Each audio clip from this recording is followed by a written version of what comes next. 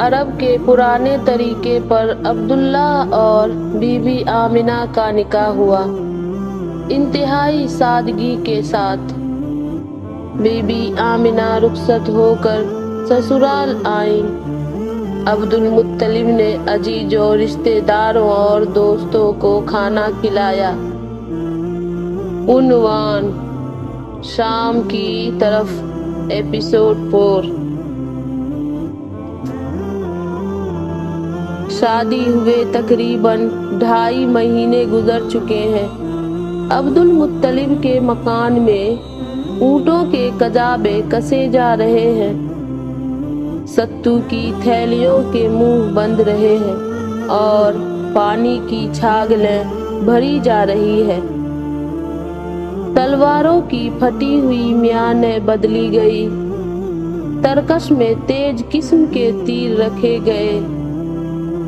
یہ سفر ہے، پرائے ملک میں جانا ہوگا اور پردیس کو ہر کوئی وطن کے مقابلے میں زیادہ بن سنور کر جاتا ہے۔ عبداللہ جنہیں دلہا بنے ہوئے کچھ دن ہوئے ہیں، شام کی طرف تجارت کے لیے جا رہے ہیں۔ عزیز رشتہ دار جانے والے کو الوداع کہنے کے لیے آ گئے۔ یہ سفر سنسان جنگلوں، پرہول بیابانوں اور دشوار گزار راستوں سے ہو کر ختم ہوگا۔ اے ابن مطلب، مدینہ سے 6 منزل جا کر جو نخلستان آتا ہے وہ خطرناک ہے، وہاں قافلے لٹ جایا کرتے ہیں۔ سنا ہے کہ قبیلہ غفار کے لٹیروں نے ادھر قیامت مچا رکھی ہے، ہوشیاری کے ساتھ جانا۔ عبداللہ نے اس کے جواب میں اپنی تلوار کی طرف دیکھا۔ یہی تلوار دیکھنا کہنے والے کی بات کا جواب تھا کہ لٹیروں اور بٹواروں کا سامنا ہو گیا تو اس تلوار سے ترکی و ترکی جواب دیا جائے گا۔ ہاشمی گھرانے کے لوگ دلیری اور بہادری میں اپنا جواب نہیں رکھتے تھے۔ خطرے ان کو ڈرا نہیں سکتے۔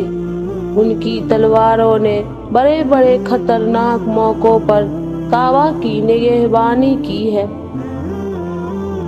عبد المطلب نے عبداللہ کی پیشانی کو چوما۔ عبداللہ کا سرِ نیاز آپ ہی آپ جھک گیا۔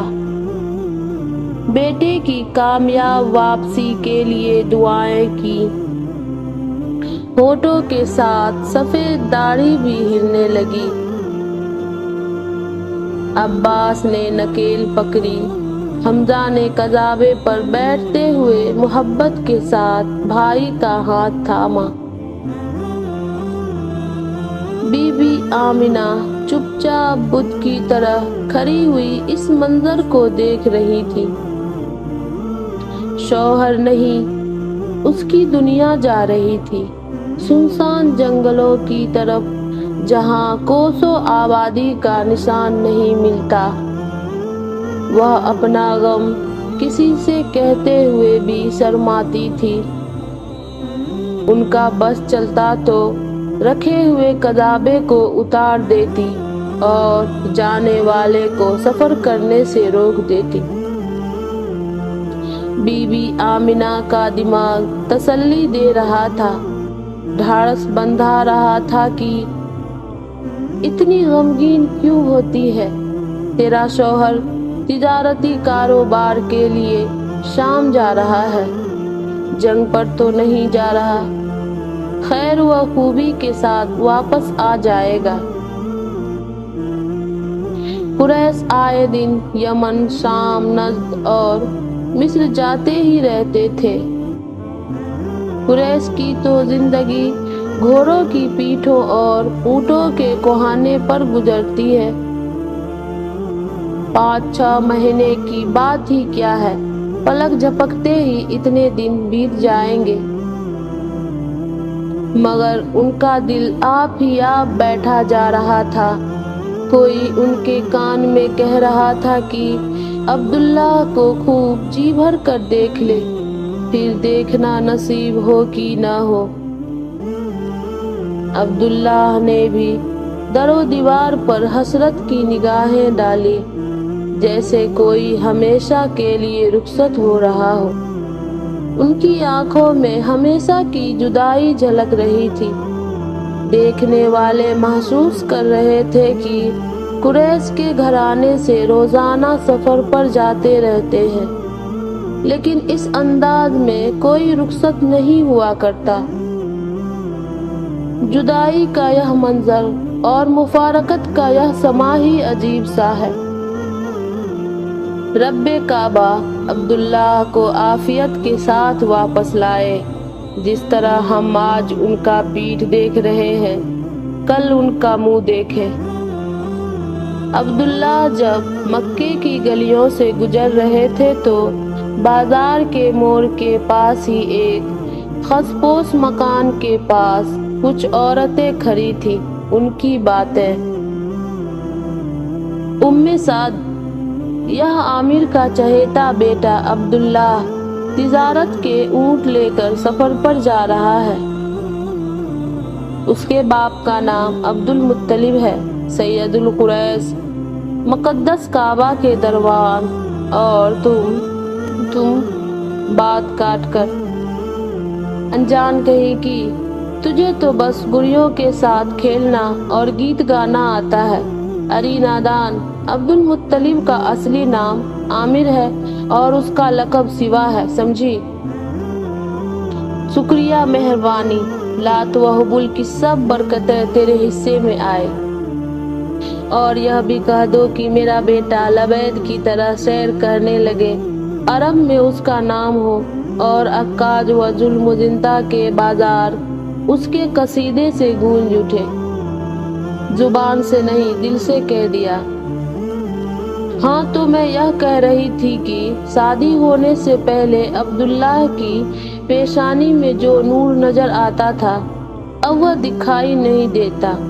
پیشانی میں بس اس کی تجلی کی جھلکیاں سی رہ گئی ہے، جیسے سورج چھپنے کے بعد قبیس کی چوٹیوں پر کرنوں کی مزمحل سی دھاریاں چھوڑ جاتا ہے۔